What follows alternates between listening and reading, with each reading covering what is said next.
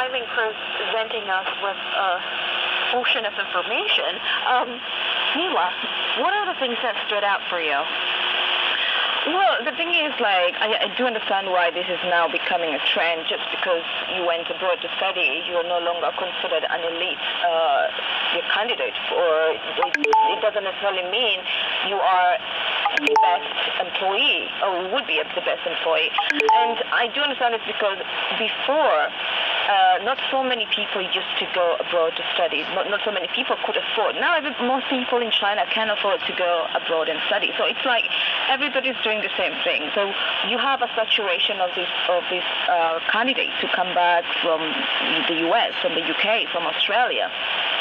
To me, the difference will be which school you went to should matter to employers now, because you find that there are people who just go abroad because they can't afford it, not necessarily because they will go and learn or become better at some subject or something.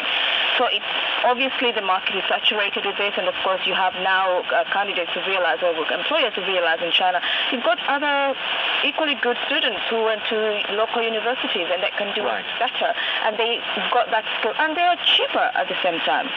So there you go. Well, actually, I would question whether they're cheaper. I think now it's gone to the point that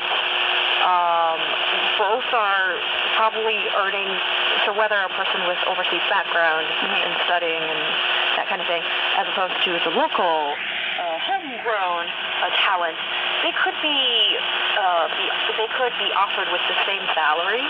But the thing with the overseas returnees is that, well, usually the overseas diploma comes with a hefty price tag. Right. And in terms of the money you spend, tuition